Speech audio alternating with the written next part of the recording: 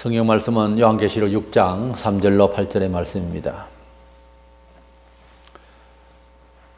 둘째 인을 떼실 때에 내가 들으니 둘째 생물이 말하되 오라 하니 이에 다른 붉은 말이 나오더라. 그 탄자가 허락을 받아 땅에서 화평을 제하여 버리며 서로 죽이게 하고 또 큰 칼을 받았더라. 셋째 인을 떼실 때에 내가 들으니 셋째 생물이 말하되 오라 하기로 내가 보니 검은 말이 나오는데 그 탄자가 손에 저울을 가졌더라. 내가 네 생물 사이로부터 나는 듯한 음성을 들으니 이르되 한 데나리온의 밀 한 되요 한 데나리온의 보리 석대로다. 또 감람류와 포도주는 해치지 말라 하더라.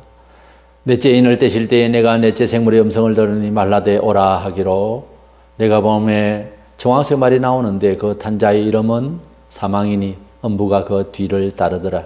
그들이 땅 4분의 1의 권세를 얻어 금과 흉령과 사망과 땅의 짐승들로서 죽이더라. 아멘. 우리는 계시록 6장에 말세에 일어날 실제적인 본문을 보게 됩니다. 첫째 인을 떼실 때에 백말 탄자가 남았는데 그 백말 탄자는 복음이나 그리스도나 이런 선의의 뜻으로 해석하기는 어렵고 이어지는 내용을 오늘 보게 되겠는데 그것은 적 그리스도를 상징하는 내용이었다 이렇게 들었습니다. 오늘은 적 그리스도가 나타났다고 해석하는 입장에 서서 적 그리스도가 나타나니까 일어날 땅의 환란에 대해서 둘째, 셋째, 넷째 인을 떼실 때에 일어난 땅의 환란을 듣고자 합니다.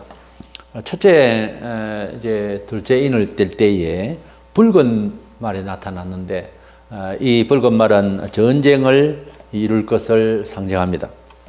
예수님께서 세상에 처음 오실 때 예수님은 우리에게 구원과 평강을 주시기 위해서 오셨습니다. 누가복음 2장 14절에 지극히 높은 곳에서는 하나님께 영광이요 땅에서는 하나님이 기뻐하신 사람들 중에 평화로다 그랬습니다.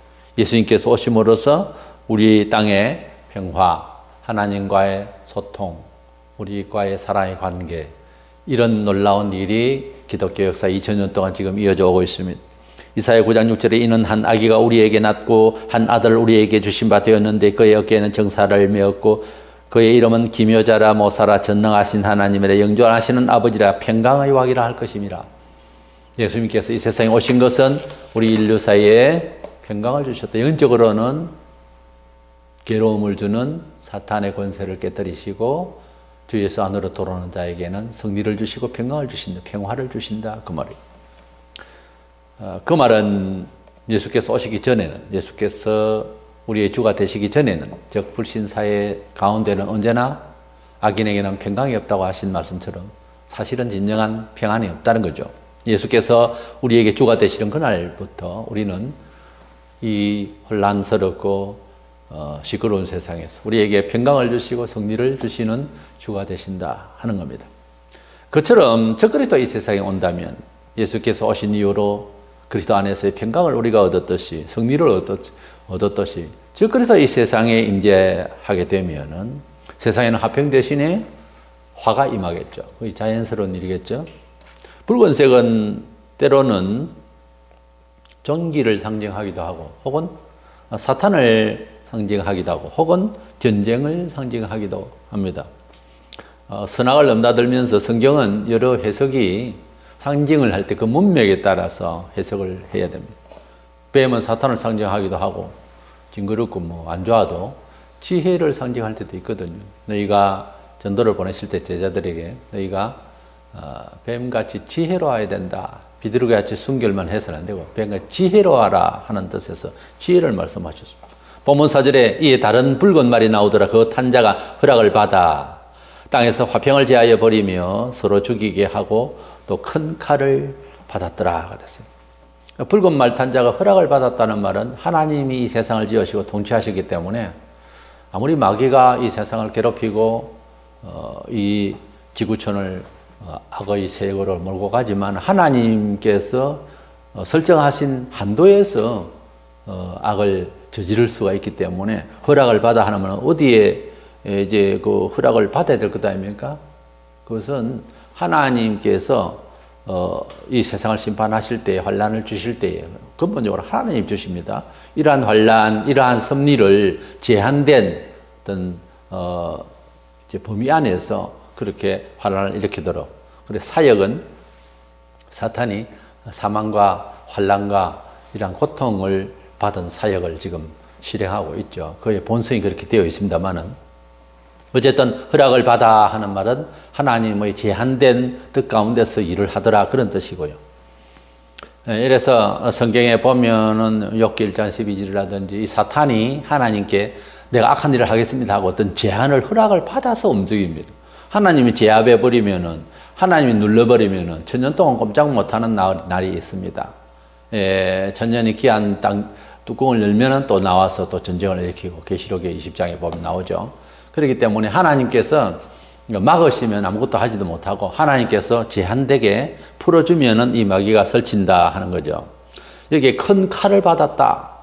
이 큰 칼을 받았다는 말은 붉은 말을 탄 자가 큰 칼을 받았다. 아주 큰 칼을 받았다는 말은 큰 전쟁을 일으킨다 하는 뜻입니다. 마태 10장 34절 내가 세상에 화평을 주러 온 줄로 생각지 말라. 화평이 아니여 금을 주러 왔나라. 예수님께서 화평과 금을 대조하시면서 예수를 믿으면은 뜻은 좋은데 그대로 살라 하면은 상대적으로 핍박이 있을 것에 대해서 화가 있을 것에 대해서 말씀을 하실 때 금을 주러 왔노라 이렇게 역설적으로 표현하신 거죠. 그래서 이 금이라고 하는 것은 환난과 핍박 이런 것을 상징을 합니다. 또 확대 해석하면은 전쟁을 또 일으키는 것을 뜻하죠. 지구촌에 이런 큰 전쟁들이 많이 있었습니다만 말세에 나타날 소위 그 3차 대전이라 할까요? 이 마지막 때에 일어날 큰 전쟁은 비교할 수가 없습니다만 1차 대전은 1914년 이후에 1차 대전이 16개국이 참여를 했는데 군인이 840여만 명, 민간이 1300만 명 정도가 죽었습니다. 2차 대전 때 9년 이후에 36개국이 참여를 해서 786만 명이 죽었습니다. 성경에 지금 3차 대전을 보면은 약 3년 반 정도 만에 일어날 그런 큰 전쟁인데 대환란 중간기쯤에서 아마 일어날 거예요.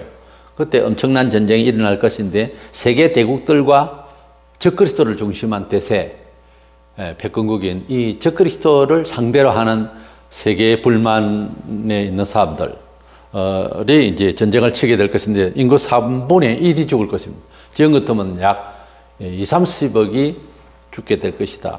이렇게 보는 것입니다. 그런 일이 타당한가? 타당할 것입니다. 예수께서 오시면 전부 다 심판하실 수 있는데 그 일이 없을 것이라고 상상할 일이 없습니다. 엄청난 사람들이 죽을 것입니다. 그래서 적그리스도가 나타나니까 적그리스도가 상대적으로 국제적 어떤 이제 알력이 생길 수도 있고요. 이래서 큰 전쟁이 일어나기 지금도 세계는 늘 전쟁 중에 있습니다만은 곳곳에 그때는 세계적인 그런 전쟁통에 들어가게 될 것이고 아마 느낌이 바른 사람은 도저히 못 살겠다 할 정도의 세월이 올 것입니다. 그때에 인구 3분의 1이 죽는 어마어마한 전쟁이 있을 것인데 적그리스도의 세상에 왔기 때문에 일어나는 현상이래요. 그러면 우리가 어떤 섭리가 있긴 하지만 대부분 우리 성도들의 안전자리가 좋아야 되겠고 들어가는 자리에 평강과 생명 창출, 창의적인 일들, 좋은 일들이 일어나면 좋겠는데 대신 또 핍박도 있습니다. 핍박과 전쟁은 다른데 성도가 일하는 곳, 성도가 만들어내는 모든 일들, 설계들, 진보하는 과정에 있어서 사회에 빛이 되고 선의가 될 수 있는 그런 생활이 돼야지 신자라는 사람이 개입된 곳에 뭐 불화가 일어나고 안 좋은 일만 일어나고 사회에서 지적받을 일이 생기고 사회가 교회를 걱정할 정도로 어떤 교회들은 뭐 그냥 난리가 나고 이건 참 안 좋은 겁니다. 그리스도가 우리에게 있다면 평강과 비록 핍박을 받고 손해를 받을지언정 뭐 악의 무리와 같은 그런 인상을 준다든가 이것은 참으로 안 좋은 거죠. 옳지 않는 이야기입니다. 적그리스도가 세상에 나타나니까 이렇게 안 좋은 엄청난 전쟁과 죽음이 오는 거죠. 두 번째로는 이제 세제인을 뗄 때죠. 이때는 검은 말을 탄 자가 나옵니다. 뭐 전쟁이 일어나고 그러면은 우리는 전후 세대지만은 이렇게 하면 전쟁 물자에 소급하고 뭐 소비되고 전쟁을 치르다 보면은 농사하고 공산품을 뭐 만들어서 문화생활을 하고 하는데 어떤 창출 능력이 없어지죠. 왜냐하면 전쟁 물자가 되다 보면 다른 건 아예 하지도 못. 그러다 보면은 어려워지고 경제적 빈곤이라든지 이런 기근도 찾아오게 되는 거죠. 그래서 이 전쟁을 치르는 가운데서 기근이 발생한다는 것은 매우 자연스러운 현상입니다. 영적 말씀의 기갈이라는 아모스 8장 11절 그 말이 아니고 하나님 말씀이 기갈 이런 뜻이 아니고 그렇게 해석하면 안 됩니다. 이것은 전쟁을 통하여 나아진 기근입니다. 이것은 현상적으로 그렇게 그럴 수밖에 없는 그런 조건이죠. 형벌로 인한 물질적인 기근인데 본문 5절 6절에 셋째 인을 떼실 때에 내가 들으니 셋째 생물이 말하되 오라 하기로 내가 보니 검은 말이 나오는데 그 탄자가 손에 저울을 가졌더라. 내가 네 생물 사이로부터 나는 듯한 음성을 들으니 이르되 한 데나리온에 밀 한 대요 한 데나리온에 보리석대로다. 그런 말씀이 있습니다. 이 셋째 인을 뗄 때에 검은 말 나온 이것은 바로 이제 전쟁을 통하여 나타나는 기근의 현상인데 예수님께서 감람산에서 돌아가시기 전에 제자들에게 말세에 대한 교훈을 주실 때 마태복음 24장 7절에 민족이 민족을 나라가 나라를 대적하여 일어나겠고 곳곳에 기근과 지진이 있으리라고 하셨습니다. 전쟁이 있고 난 뒤에 이어서 기근과 지진이 나타난다고 예언하셨습니다. 그 말씀대로 그대로 요한계시록은 이렇게 본문에서 종말에 있을 일이 전쟁 이후에 일어날 곧바로 이어져서 기근 또 지진이 심하게 될 것이다. 검은 말 탄자의 손에 저울이 있었다라고 하는 표현이 나오는데 식량이 부족해서 뭐 저울을 든다는 것은 이것은 이제 그 물건을 이제 아주 덤성덤성 줄 수 없는 예사로 집어서 줄 수 없는 그런 단계다는 말은 바로 그만큼 절박한 경제 상황을 상징적으로 저울을 들고 있는 모습으로 보이는 겁니다. 한 데나리온에 밀 한 대라는 한 데나리온은 로마 화폐 단위로 노동자의 하루 품삯입니다. 지금 같으면 10만 원에서 기술자는 20만 원대를 가는데 그 돈으로 무려 밀 한 대를 산다. 보리석대를 산다. 이건 말도 안 되는 이야기예요. 그래서 10몇만 원, 한 15만 원 정도 가지고 보리석대 산다면은 이것은 거의 물가가 한 10배 정도 뛰었다고 봐야 되죠. 10배 넘어 뛰겠습니다. 그런데 여기에 또 감람류와 포도주는 해치지 말라 이런 말씀이 나오는데 이 감람류와 포도주는 이스라엘 백성의 문화생활에서 이제 기본적인 양식인데 여러 해석이 있습니다. 기근이 와도 기본적인 생활은 대개 가뭄을 제한한다. 하나님의 긍휼이다. 이렇게 해석하는 사람도 있고 포도, 감람 이런 것을 또 성도들로 상징화해서 성도들을 보호하실 것이다. 이렇게 이제 말을 합니다. 이렇게 물리적인 이런 기근이 오는데 갑자기 또 성도를 거기에 개입시켜서 물론 그럴 수는 있습니다만은 여기에 나오는 이런 기근 문제는 자연적인 폐해, 전쟁을 통한 이런 얘기를 하고 있는 중이기 때문에 뜻은 되겠지만 그러나 여기서 문자대로 보는 게 낫겠고 이 감람류와 포도주는 뭐 세계적으로 양식은 아니지만은 해석은 돼야 되겠죠. 그래서 감람류는 미용재료로 지금 그렇게 보고 있고 포도는 이제 포도주는 술이고 하니까 제가 보건대는 제한적인 그런 기근, 하나님의 긍휼은 계속되어지고 있다 하는 뜻도 가능은 하나 전쟁통에 보면은 술이라든지 미용재료라든지 이건 떨어지질 않습니다. 희한하게도 죄를 지려면 이런 것이 필요하거든요. 그래서 저는 이건 숨겨져 있는 어떤 내용이긴 하지만은 이 환란 가운데서도 술은 계속될 것이다 하는 뜻에서 지금 저주와 형벌 가운데 있기 때문에 그런 소재를 두신 것이 아닌가. 지금 이 가난을 이야기하고 기근을 이야기하고 있는데 그걸 또 보호로 남겼다고 하기에는 동정을 구하는 정신으로서 해석하고 싶어 하는 것이지 지금 이미 심판이 되고 있고 형벌이 오고 있는데 거기에 대한 나는 소재로 보고 있습니다. 그래서 구약시대 때에 형벌을 내리실 때에 이스라엘이 따로 살던 장소가 고센인데 거기에는 우박도 안 떨어지고 하나님 보호하셨다는 건 국지적으로 같이 살았기 때문에 좀 섭득하기 쉬운데 지금은 그리스도인들이 하나님 백성들이 여기저기 다 함께 불신자들 함께 섞여 살기 때문에 이 집은 괜찮고 저 집은 괜찮지 않고 이렇게 해석하기는 어렵지 않습니까? 전쟁통에는 교회도 폭탄을 맞아서 그냥 부셔질 수도 있고요. 그러니까 환란은 같이 임하나 그 환란에 대한 하나님의 성도들의 보호라든지 또 하나님께서 성도들의 마음을 굳세게 해주시는 것은 따로 있어도 전쟁통에 성도들도 죽을 수가 있죠. 전쟁통에 성도들 하나도 죽지 아니하고 보호를 하고 불신자들만 죽는다 하는 것은 상식적으로 살아가는 사회인들에게 너무 그것은 극단적인 메시지가 되고 또 그 경우도 있어요. 그럴 경우도 있으나 모세가 홍해를 가르듯이 하나님 뜻대로 하나님의 역사로 그렇지만은 이제 그런 것이 상식이 되지 않습니다. 하나님은 상식을 잃어버리고 아무나 그렇게 살아가고 있는 세상에서 1차적으로 복음이라고 하는 것은 건전한 삶과 도덕적 삶과 정의의 삶을 살 수 있도록 먼저 격려하세요. 원래 갑자기 예수 믿는다고 해서 갑자기 비상식적으로 사람이 그냥 구름 타는 무슨 사람처럼 이렇게 사는 것으로 이끄는 줄 신비롭게 생각하는 것은 잘못된 거예요. 세상은 어쩌면 지극히 비상식 선에서 살고 있어요. 지금도 우리 국가적인 내부의 일이 이게 상식을 벗어난 그런 공유할 수 없는 세상에 여러 가지 혼란을 우리가 보고 있거든요. 이 일은 어제 오늘 일이 사실은 아니죠. 그래서 예수를 믿으면 먼저 공의와 질서, 상식, 도덕적인 이러한 윤리적인 참 사람으로서 살아가는 그런 좋은 태도를 먼저 발휘하도록 하는 거예요. 너희의 착한 행실로 하나님께 영광을 돌리라고 그랬어요.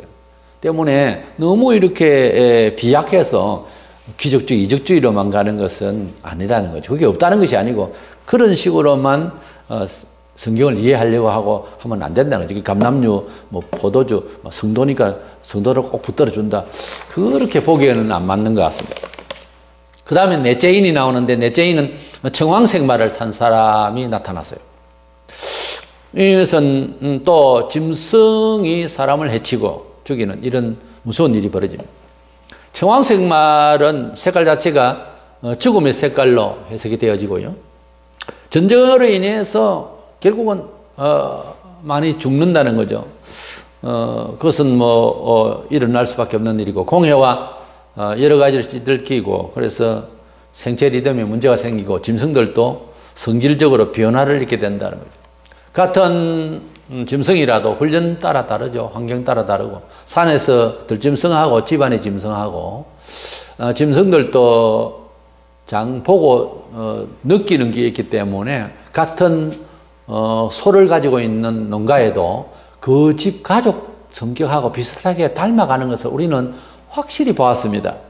그래서 이 짐승이 전쟁통에 대피하는 감각이라든지 그러다 보면 자연이 강해지고 나빠지게 된다. 하나님께서 역사하시기도 하지만 좀 더 자연스럽게 생각을 하면은 짐승이 본래 짐승의 성질보다 더 완악해질 수밖에 없는 거죠. 본문 8절에 내가 보면 청황색 말이 나오는데 그 탄자의 이름은 사망이니 음부가 그 뒤를 따르더라. 그들이 땅 4분의 1의 권세를 얻어 검과 흉년과 사망과 땅의 짐승들로서 죽이더라 그랬어요. 그래서 땅의 4분의 1이라면 25%의 인구가 죽는다는 건데요. 엄청난 인구가 이렇게 전쟁을 통해서 죽는데 짐승들도 이 짐승은 또 영적으로 다른 악한 사람 이렇게 표현하기는 또 안 맞아요. 이미 전쟁이라는 것이 나오고 있는데요. 굳이 또 짐승을 또 전쟁에 이제 속한 사람들 마냥 악한 무리 이렇게 해석하기는 어렵잖아요. 그래서 이 짐승은 실질적으로 짐승이 문자대로 사람을 이제 물고 죽이는 이런 일이 벌어지게 될 거예요. 전쟁으로 인해서도 사람 죽을 지경이고 마구 죽어나가는데 처체의 시체가 있을 것 아닙니까? 강심장이 아니면 살아갈 수가 없을 거예요. 그런 가운데 짐승들마저 흉악하게 변한다고 하면 그 공포는 이런 말로도 알 수가 없습니다. 그럴 때 중요한 것은 회개를 하면 되는데 그런 가운데서도 회개를 안 한다. 이게 회개를 안 한다고 하는 것은 죽으려고 작정을 한 거야.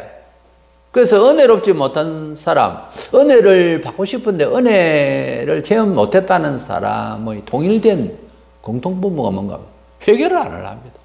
죄가 없다는 거죠. 내가 무슨 큰 죄가 있어서 해결해야 되느냐. 이거 백생나는 사람도 있고요. 아주 수십 년 예수 믿고 있는데 어느 날 완전 바닥을 치는 경우도 있습니다. 완전 피가 거꾸로 돌아가는 경우를 경험하는 경우가 있어요. 그때는 멀쩡하던 사람이 눈물 콧물 흘리면서 완전히 눈이 뒤집어지는 정도로 회개합니다. 이 회개의 은혜라고 하는 것은 아주 특수한 은혜예요. 사실 큰 은혜 중에서, 큰 감동 중에서 세상에 뭐 결혼식에 축하, 자식 놓고 없던 집에 아이가 나오고 뭐 여러 놀라운 기쁜 일이 있겠지만 회개해서 영혼이 큰 햇빛을 받는 만큼의 엄청난 즐거움은요, 그 성격 따라서 다르겠지만 거의 뭐 몇 개월 갑니다. 너무 좋아서. 거의 뭐 행복이 멀리 있지 않아요, 사실은. 회개하는 데에 은혜를 받으면은 제일 좋습니다. 그렇기 때문에 우리가 공예배나 무슨 일에나 기회만 있으면 겸손하고 회개하려고 그러고, 입만 벌리면 죄인이라고 그러고 겸손하고 쭉 그렇게 나가다 보면 어느 날 어마어마한 은혜, 뜨거운 은혜를 받는데, 과학적으로 뭐 신비적인 뜨거움 이런 것이 아니라 인격적으로 완전히 인간이 바닥을 치는 날이 온단 말이에요. 그러면 세상이 완전히 다르게 보입니다. 세상에 나 같은 흉악한 죄인이 있는가? 이렇게 무서운 죄인이 있는 이걸 알게 되는 거예요. 그때부터 겸손이 뭐라, 공자명자 이건 잽도 안 되는 거죠. 겸손이 뭐라는 걸 알게 되고, 사람이 하나님 앞에서 어떻게 살아야 되는 거, 설정의 방향이 완전히 무릎을 꿇고 생각을 완전히 달리 합니다. 그러기 전에는 항상 잘났지요. 그러기 전에는 항상 잘났습니다. 회개할 게 있어야지. 죄가 없는데. 그렇게 되는 거죠. 근데 회개하는 날이 오면 얼마나 은혜가 되는지 모릅니다. 말도 못합니다. 완전 눈빛을 보면 천사로 변해버려요, 사람이. 자기가 자기 얼굴을 거울로 봐도 그래요. 그런 은혜를 우리가 사모해야 됩니다. 이런 전쟁통에 누가복음 22장 21장 11절에 주님 말씀하시고, 곳곳에 큰 지진과 기근과 전염병이 있겠고 또 무서운 일과 하늘로부터 큰 징조들이 있으리라. 이게 뭐 땅을 보나 하늘로 보나 이웃을 보나 겁이 나서 살 수 없는 지경이 됐을 때 회개를 해야 된다. 근데 회개를 안 해요. 그러니까 계속 행보를 맞는 거예요.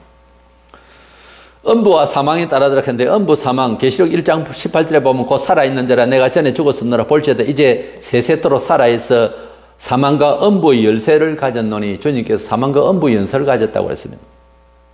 이 사망과 음부, 이것은 지옥이나 어두움 이런 단어를 다르게 해석을 이렇게 하고 있는 것 뿐입니다.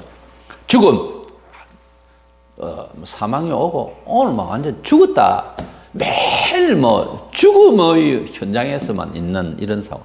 그 다음에 느끼지 않아야 하고 없다 하던 지옥의 공포를 느끼는 거죠.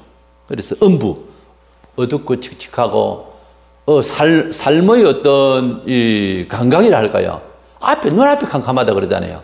이렇게 죽음과 공포의 음부가 엄습했을 때 삶을 살아가는 정서상 어떻게 살아야 될지를 모릅니다. 앞이 캄캄할 때 누구를 찾아야 되겠습니까? 주를 찾아야 됩니다.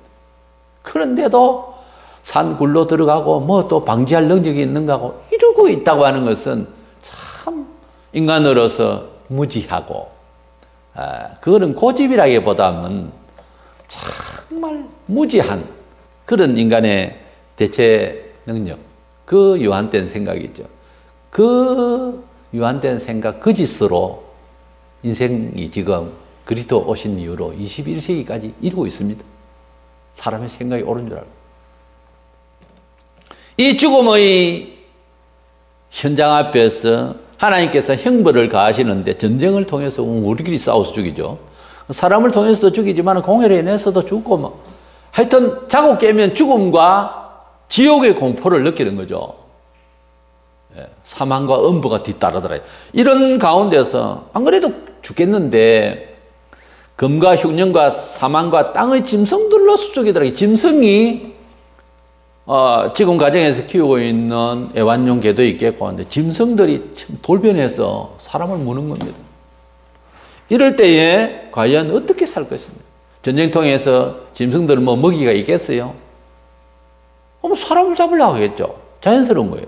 그런데 공포에 들어가게 되고 자연히 사람은 기운을 잃게 되면 기가 빠지면 당하죠. 무슨 일이든지. 사람이 기가 약해지니까 짐승이 강해지는 거예요. 상대적으로. 호랑이에 잡혀가도 정신만처럼 산다는 말은 사람이 무슨 일이든지 짐승에도 그렇고 기가 강한 사람이 원래 귀신도 못 듭니다 하잖아요. 기가 강해야 되는데 기가 다 빠진 거예요. 죽음 그리고 지옥의 음부에 이런 공포 속에 있는 사람의 심령이라고 하는 것은 기가 다 빠져 있는 거예요. 그러니까 대신 상대적으로 이 짐승은 본성적으로 아주 강화되어서 오히려 기가 더 살아나는 거예요. 아주 악해지는 거죠. 자연스러운 거죠, 이게. 레위기 26장 22절에 보면 내가 들짐승을 너희 중에 보내리니 이것들이 너희의 자녀를 움키고 너희 가축을 멸하며 너희의 수혈을 줄이리니 너희의 길들이 황폐하리라. 이런 예언의 말씀이 있습니다. 그래서 이러한 죽음의 공포 속에서 짐승들이 사람을 죽일 것이다. 얼마나 무서운 일입니까? 사람이 사람을 죽이는 전쟁 이런 것은 어떤 게임의 죽음이기 때문에 받아들여야 할 어떤 이유 같은 것이 생기죠. 그래서 죽음을 받아들인다든지 이런 상황이 혹할 수 있는 공포스럽습니다만 그런 쪽에도 갈 수가 있는데 전혀 적대지 않던 짐승이 팍 사람 물 때는 더 공포스럽습니다. 그런데 물려서 그냥 죽는 거예요. 그것이 지금 우리가 생각해야 할 실존적 인간의 한계입니다. 얼마나 못됐고 얼마나 못났으면 그렇게 죽어야 하겠습니까? 신명기 32장 24절에 그들이 주림으로 쇠약하며 불같은 더위와 독한 질병에 삼켜질 것이라. 내가 들짐승의 이와 티끌에 기는 것의 독을 그들에게 보내리로다. 들짐승으로 우리가 죽는다. 에스겔 14장 21절에 주 여호와께서 이같이 이르시되 내가 나의 네 가지 중 한 벌곧 칼과 기근과 사나운 짐승과 전염병을 예루살렘에 함께 내려 사람과 짐승을 그 중에서 꺼내리니 그 해가 더욱 심하지 않겠는가. 이렇게 짐승의 환난, 짐승을 통해서 죽음이 임하는 이런 일을 구약에서도 이렇게 이스라엘에게 예언을 하시고 이렇게 말세에 짐승으로부터 공격을 당한 집에 있는 소가 사람을 잡는다 할 때 생각을 해보세요. 사람이 그냥 성질 나가지고 이 소가 떠받는 거하고 다릅니다. 물고 사람을 죽일 때 생각을 해보세요. 온 아프리카의 들짐승들 다 나와서 사람을 죽인다고 생각해보세요. 집에 있는 애완용들, 개들도 돌변해가지고 사람을 문다고 생각해보세요. 이런 환난 중에 성도들은 오히려 사상으로 인해서 핍박과 순교를 당하게 될 것입니다. 세상에 환난을 있는 불신자들이 이건 뭐 교회가 잘못한 것 아니냐, 하나님 어떻게 믿었는데 이래 됐냐, 이래가지고 또 교회를 또 책임지려 하는 일도 생길 수 있습니다. 마태복음 24장 9절에 그때 사람들이 너희를 환난에 넘겨주겠으며 너희를 죽이리니 너희가 내 이름 때문에 모든 민족에게 미움을 받으리라 그랬습니다. 그래서 다음번에 성도들의 환난부터 시작해서 하늘에 있을 또 일들에 대해서 말씀을 나누겠는데, 이렇게 적그리스도가 나타나서 첫째인 백말탄자의 적그리스도 이후에 일어날 지상의 여러 가지 전쟁과 그리고 이 죽음 공포들, 이런 것들을 기근, 죽음 이런 공포들에 대한 넷째인까지의 내용은 지상의 환난에 대한 내용이었습니다. 우리나 종말에 있을 대환난의 무서운 일들이 지금 곧 온다는 것은 아닙니다. 어느 세대에 올지 모르지만은 여러 가지 종합적으로 볼 때 이 마지막 시대는 정말 말세지 말의 현상이 일어나고 있는 것은 사실입니다. 적그리스도가 올라오면은 일단은 그 사람은 세계 정치를 하기 때문에 정치적 규합과 통일된 세계가 될 것입니다. 그 일을 위한 여러 전제 조건들이 정치적 통합을 유발할 그런 동기면에 있어서 우리는 뉴스에 이제 집중을 해서 유럽과 서구 그리고 동양권에서 어떻게 돌아가고 있는 정치적인 이런 병합운동이 일어나게 되고 하는 이런 소식이 있을 때는 우리는 이 세계가 적그리스도의 통치시대로 가는구나 하는 것을 알게 될 것이고, 혹시 우리가 그 시대에 살게 되는 것 같으면 그는 데살로니가서 2장 1절로 4절에 보면은 하나님의 성전에 앉아서 자기가 신이라고 하는 공포가 있을 것입니다. 그것은 완전한 말세죠. 주님이 오실 날이 얼마 안 된, 몇 년 안 남은 세월이 되겠습니다만, 그가 오기 전에 일어날 현상들이 이렇게 비슷한, 여기에 나타난 이 비슷한 전쟁이나 지전에 이런 일들이 좀 잦을 것이고, 마침내 그리스도가 나타나면 세계적으로 시사성이 있는 일이기 때문에 발표가 될 것입니다. 이 세계를 주도할 사람이 나타나게 될 것입니다. 그러나 지금은 과거와 달리 많은 이런 현상들이 종말을 예고하는 일들이 많습니다. 지진도 많이 잦아졌고, 전쟁과 그리고 믿을 수 없는 이런 세계 정치적인 현상들을 봅니다. 이런 와중에 정말 요즘 시제말로 스트롱맨이 나타나서 세계를 지배할 수 있는 어떤 여건들을 발표하면서 규합되는 이런 일이 벌어지게 될 것으로 봅니다. 어쨌든 적그리스도가 나타나서 일어날 죽음과 공포, 이런 현상들은 매우 자연스럽다. 그리스도께서 2000년 전에 이 세상에 오신 이후로 긴가민가하던 내세에 대한 이야기라든지 모든 철학적인 의문을 완전히 정돈을 한 상태입니다. 많은 불신자들의 철학적인 우주론, 역사론, 이렇게 인생론들을 이야기하지만은, 그러나 진리는 계속해서 2000년 동안 그리스도께서 오신 이후로의 모든 가르침, 창조론부터 시작해서 역사관, 우주관 모든 것들은 그대로 지금 이어져 가고 있고, 평안 중에 우리가 그리스도 안에서 받은 지식이 옳다는 것을 증명하고 있습니다. 이래서 사전적 의미의 절대이치인 진리 예수 그리스도를 우리가 영접하고 난 뒤에는 항상 생활이 또 미래에 대한 역사관이 안정되고, 그 믿음은 든든해서 죽음을 불사해서 이 믿음대로 2000년 동안 계속해서 이어져 오고 있습니다. 그리스도가 오시면은 성도들 어디에 가면은 평강과 창조와 생명 풍성함이 일어나지만, 적그리스도가 임하면은 악당이 할 짓은 이제 사망과 고통뿐이었죠.